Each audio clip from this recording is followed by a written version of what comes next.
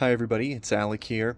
I apologize for the poor audio and camera work. I'm on vacation and just doing a quick video about applying for your LMFT internship and some of the things that I've learned along the way to make that an easier process and really get the internship that you want. So, outside of paying attention to your practicum advisor, to the course handbook, reading through all of that very thoroughly, um, you really need to decide what you're most interested in, and you need to start trying to figure out how to reach out to places that have that sort of profile for therapy and therapeutic work with that type of client, probably 6 to 9 months ahead of time. I wish that I had started doing that probably by my third course. Most colleges will recommend and make you, kind of look for that by the end of the first course a little bit. And so do that. Now, here's what I've learned about doing that, because I've gotten this question a lot. How do we reach out to these places and how do we know if they're accepting interns or not? Well, here's the biggest trick that I've learned. Don't look for places that have necessarily like a bunch of interns, or they're a big clinical practice that take interns all the time. Because what you really want to be able to do is find the place that looks like a small practice, maybe 5 to 15, 20 people in it, and see if in their listings they have any interns listed or any LMFT supervisors listed.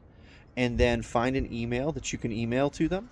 Set yourself up with a nice typed letter about who you are and what you're doing and what your experience and background is, what your theoretical orientation, is leaning toward. You don't have to know for sure at this point. You just have to say, well, I went into this because I want to work with kids, or I want to work with elderly patients, or I want to work with chronically disabled, whatever it is. And just say that in a cover letter. Have a nice resume typed up, have someone review it many times, and attach that along with the internship requirements part of your handbook for your school to the email, and send it.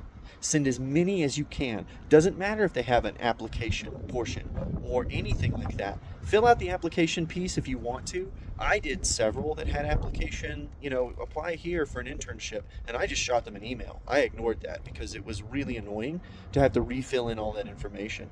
And some I didn't hear back from, but a lot I did. I have 3 internship offers all over the state of Texas, and I'm really pretty excited about that. And it only took me all of that happened within about a month. So, be prepared to hear back from these places within 2 to 3 weeks. Some of them I heard back with one, that same hour that I emailed them. They just happen to be checking their email. So you never really know exactly what's going to happen, but don't be afraid. Don't hold back. Because as a therapist, you're most likely going to be self-employed. Most practices employ you as a 1099 subcontractor, which means you're self-employed. And so you're going to have to get really used to being, confident enough to push that out there and deal with that. So that's my thing, is just Google practices, therapists, look for LMFTs who are state supervisors, or AAMFT approved supervisors, depending on your state and everything, and just email them, reach out. I got probably 12 rejections. A lot of private practice people were just like, "Yay, look, we went to private practice. We don't have room for interns. So, good luck." And they gave me some names, and one of those names ended up being one of my offers. So you just never know what's going to come of it. The other tip that I have is start being actively involved in your state marriage and family therapy association, if they have one. Take, for example, I'm in Texas, and so you have the Texas Association of Marriage and Family Therapy. It's not very big. There's not a lot of marriage and family therapists in Texas compared to like LPCs or LCSWs. So get involved, get to know people, get on the forums, get to chatting with people. Texas has a student association of marriage and family therapy. They have a Discord. And if you're a gamer, you know what Discord is, right? So they have a big Discord where you can get to know people, do trainings, and connect with people. It is a fantastic way of doing it. You have to get yourself out there and connect. Treat it like posting on Facebook once a week. Just find these places, get in there, post and respond to someone every so often. This is going to be really useful in your practice eventually anyway, because your name's going to be out there and you're going to be known, and you're going to be able to get some, client references and, referrals and things like that sent to you. Let's see. The other thing that really, really helped me with this whole process was go go to several of the webinars that the school might put on regarding internship, because every time you get a little bit further into it, you end up with more and new questions. And so don't do it just the first time they make you. They usually do it every term or every class period, every semester, whatever they call it. I do 7-week terms, so every term they do one. And I've gone to a couple of them, and it's cleared a lot up for me each time. And if they're live and I ask my questions, it gets a question out of the way. It also gets your name known by the practicum supervisor, because you're going to end up doing, group supervision with that person, most likely. So get to know those people. Just get to know them. Don't be afraid to ask your teachers about stuff too. Let's see. Another one that's really helped me out is understanding what that supervision site is going to expect of you. Now, this is sort of the business side of it, and this is something I have an advantage in, because I have 10 years of being a financial advisor and helping run small businesses and things like that. So here's a couple of tips and tricks around that particular piece of it when you're looking for the internship site. What's a good thing to look for? For interns, depending on your state, like Texas requires that you're not allowed to work for the place that you're interning. And so I could not be an office administrator and also be a therapist intern.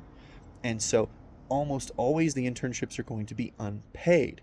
Now, if they do pay you, it'll be a portion of the fee, and it'll be as a 1099, which is called self-employed, right?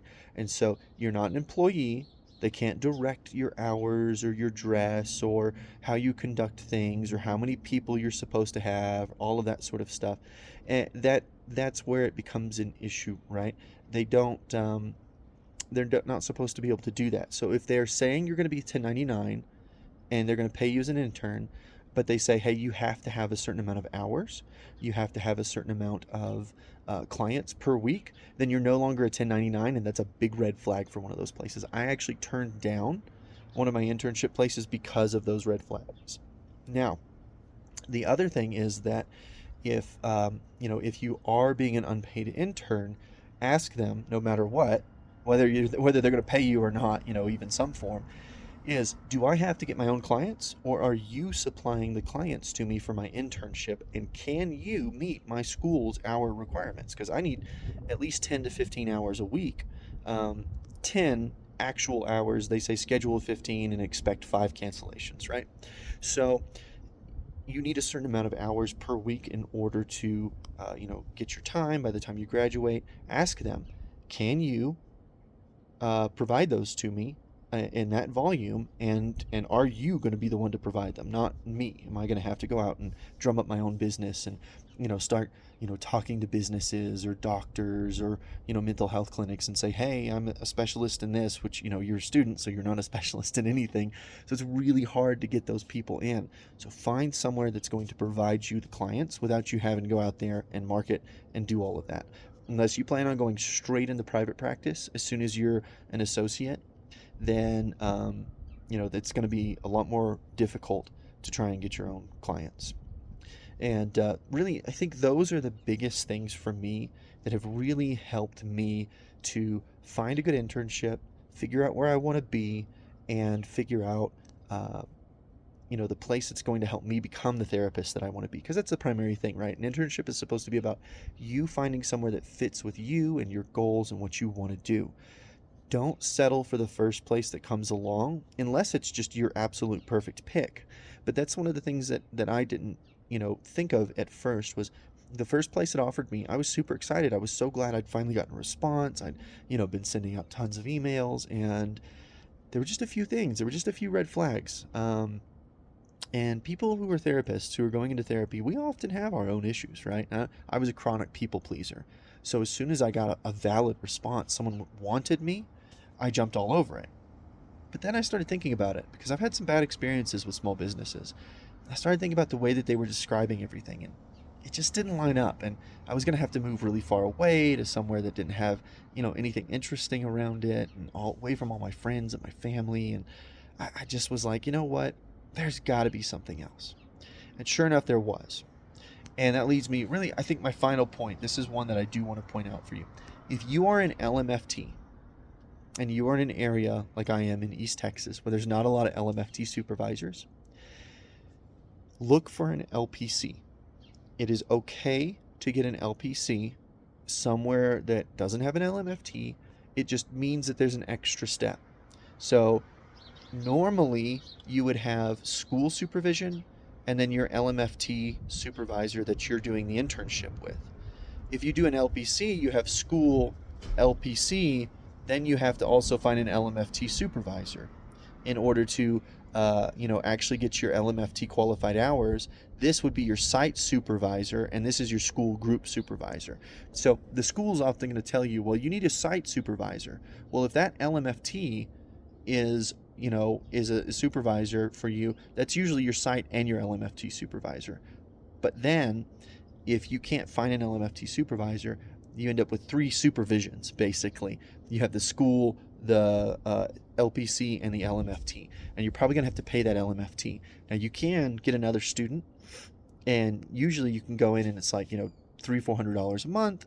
You can split that between you and another student, so long as in Texas, so long as it doesn't exceed 2 students for the supervision in the supervision hour, then it counts as individual. If you go 3 or more in that, try and split it between 3 or more people, it's called group, and your school takes care of the group supervision. So you shouldn't do that. So you could split the cost between one other person and save yourself some money, but it's going to cost you probably, $3,000 or $4,000 more to get an LPC. But if you're financially secure, if you're in a position to do that, if you're working and doing this, and you think that that's going to save you like having to completely move to a new city, or Dallas, or Austin or San Antonio or somewhere like that, and you're up in Texarkana like I am, then that is going to be something that you might consider, because that extra $2,000 or $3,000 of cost, to me, it's worth not having to try and sell my house and find a job somewhere new and all of that kind of nonsense. So just keep all that in mind. I hope that this was helpful. I know it's a little bit of a raw, uncut, longer video, but just let me know what you think, and let me know if you found any of this helpful. If you have any questions in the comments, I'll try and answer them. Thanks.